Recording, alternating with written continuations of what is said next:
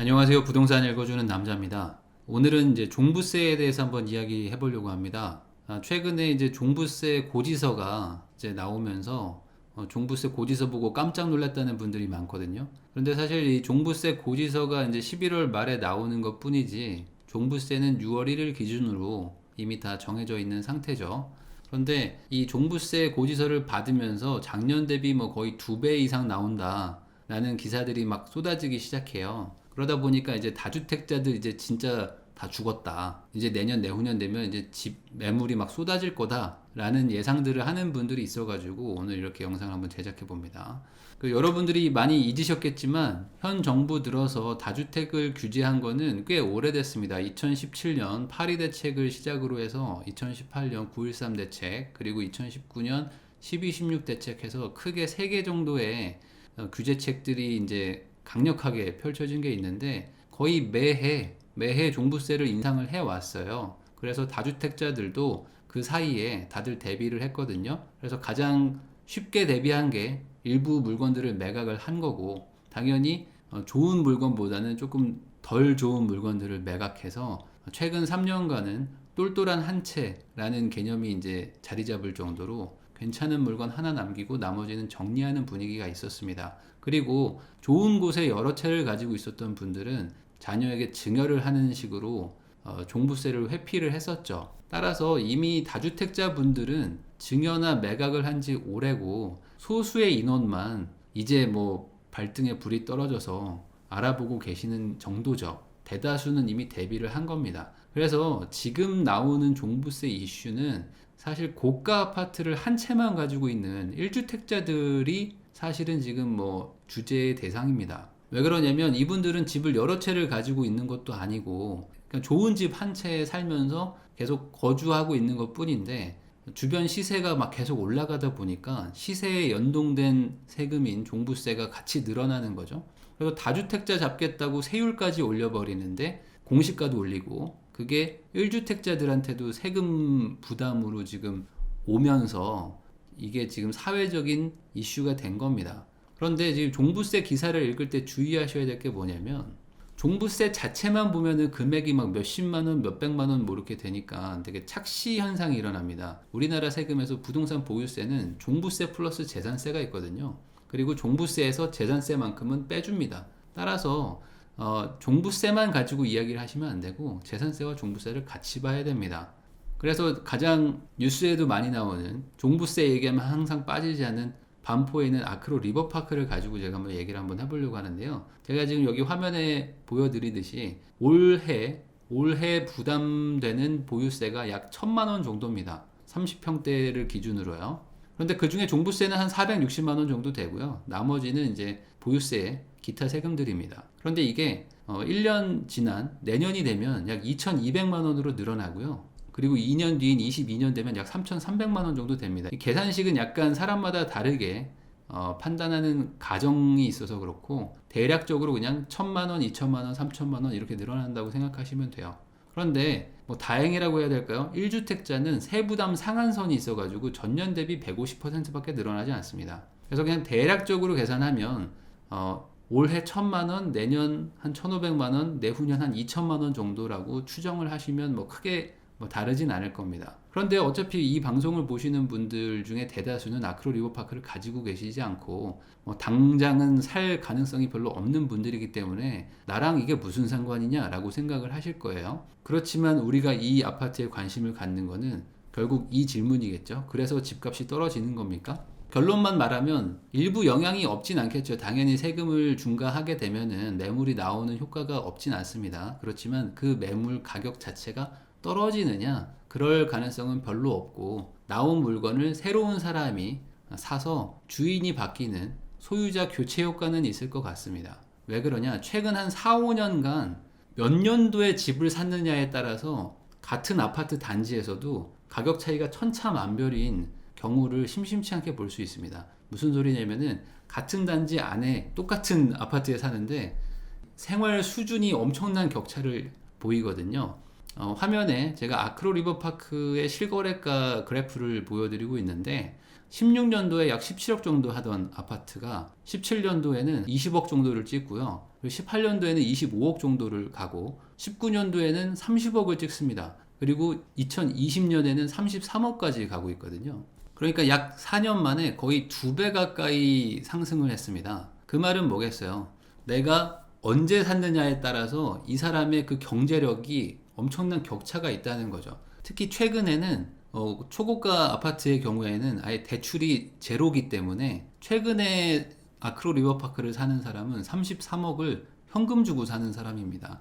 그러니까 4년 전에 17억을 대출 왕창 받고 산 사람과 지금 33억을 현금 주고 집을 사는 사람이 같은 아파트 단지에 살고는 있지만 경제력이 엄청난 차이가 나겠죠. 따라서 지금 다주택자들은 미리 대비를 했고 1주택자들 중에도 최근에 집을 산 분들은 종부세가 엄청나게 나온다는 것을 다 이미 알고 그 정도는 부담이 되지 않는 현금 30억 정도는 가지고 있는 사람들이 샀기 때문에 결국에 지금 이 종부세가 올라가고 뭐 2배, 3배가 올라간다는 거에 대해서 직격탄을 맞는 분들은 소득이 낮은 기존에 살던 원주민들이 될 겁니다. 그러면 이분들이 집을 판다면 매물이 조금 나올 것이고 팔지 않으면 매물은 많이 나오지 않겠죠. 자, 그런데 2016년도에 17억을 주고 만약에 이 아파트를 샀다고 하면은 내년에 약 33억에 판다고 해도 1주택자 기준으로 양도세가 그렇게 크지는 않습니다. 뭐 그냥 몇 억 수준이에요.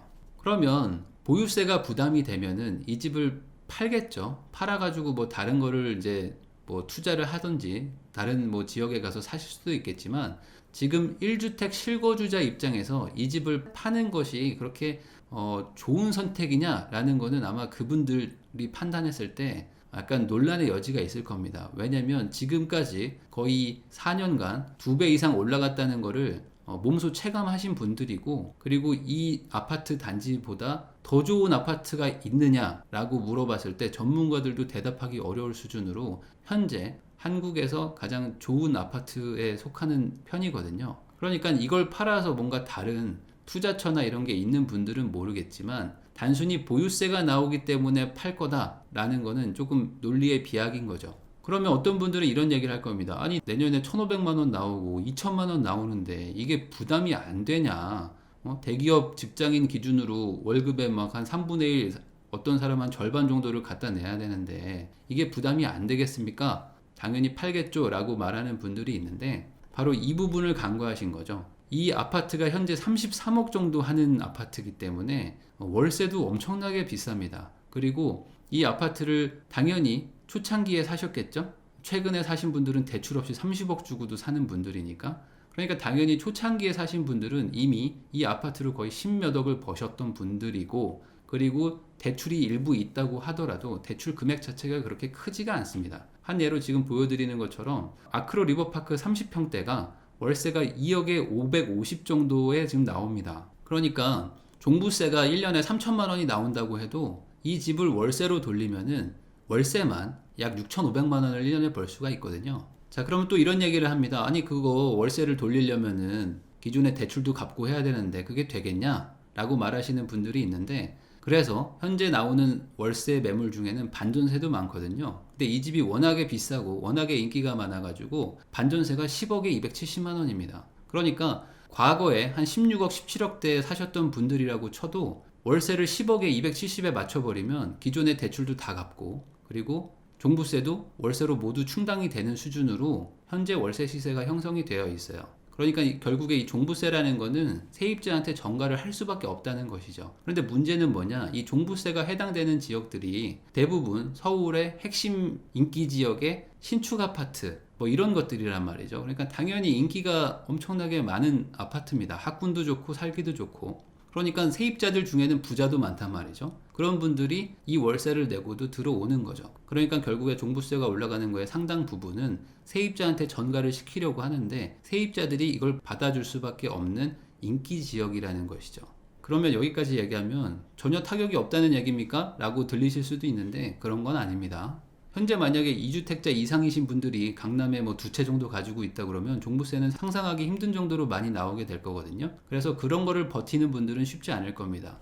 그래서 여전히 뭐 두 채나 세 채, 네 채 정도를 가지고 종부세를 내면서 버텨볼까 하는 분들도 아마 올해를 넘어서 내년이나 내후년에는 일부 매도를 하려고 하실 거예요. 그런데 그게 강남의 요지에 있는 아파트냐, 아니면 경기도나 서울 외곽에 있는 상대적으로 싼 아파트를 매각할 것이냐 라는 거는 후자라는 거죠. 그래서 주택을 증여한 게 사상 최대라고 합니다. 그러니까 작년에 집들을 팔지 않고 어차피 양도소득세를 40% 50%낼 바에는 그냥 자녀한테 증여세를 내고 자녀 명의로 집을 돌린다. 어차피 우리 자식도 집은 하나 있어야 되는데 이 기회에 그냥 준다라고 생각하면서 종부세도 피할 겸 자식한테 집도 하나 줄 겸 해서 작년에 증여가 사상 최대였습니다. 그러니까 결국에 다주택자들은 증여로 많이들 빠져나가고 일부는 경기도나 뭐 외곽지에 있는 것들을 팔면서 종부세 부담을 줄이고 그걸로 세금을 내면서 버티려고 할 것이고, 다른 자산이 별로 없는 고가 아파트에 1주택으로 실거주하고 있던 원주민들 중에서 버티기 힘든 분들은 매각을 일부 할 것이지만, 이걸 팔아서 뭐 할 거냐, 어디로 갈 거냐 라는 게 대안이 없는 분들은 아마 이 집을 월세를 주고서라도 본인은 조금 더 싼 동네로 이사가서 나도 월세 살고 이 집도 월세를 주면서 종부세를 버티려고 할 가능성이 더 큽니다. 다시 한번 말하지만 이렇게 종부세로 문제가 되는 소위 20억이 넘어가는 반포나 강남에 있는 초고가 아파트들은 인기가 너무 많은 지역이고 현재 전세도 없어가지고 월세도 꾸준히 상승하고 있거든요. 그러니까 아마 소유자들 입장에서는 월세를 받으면서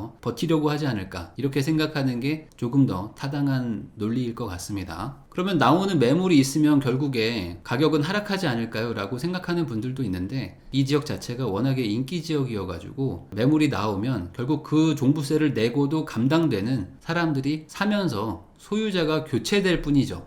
그래서 정리하면은 이분들도 부자인 건 맞지만 부담되는 분들이 매물을 조금 던진다면은 그 정도는 부담이 전혀 되지 않는 더 부자가 그 자리를 채울 것이다. 그래서 지금 이렇게 종부세가 앞으로 급등을 하게 되면은 일부 매물이 나오긴 나오겠지만 그게 하락세로 전환되는 어떤 그런 방아세가 되는 것은 아니고 단순히 그냥 상위 그 부자들의 포지션을 바꾸는 그런 정도의 효과는 일어날 것이다. 그리고 앞으로 반포나 강남은 더더욱 부자들이 살게 될 것이고, 이제는 부자들이 어떤 특정 지역에 모여 살게 되는 그런 부작용이 나타나게 될 거다. 이 정책은 아마 그런 정도의 효과는 나올 것 같다 라는 정도로 이 정책을 간단하게나마 한번 설명을 해봤습니다. 이 영상이 도움이 되셨으면 좋아요와 구독하기 좀 눌러주시고요. 알람 설정까지 해주시면 감사하겠습니다. 지금까지 부동산 읽어주는 남자였습니다.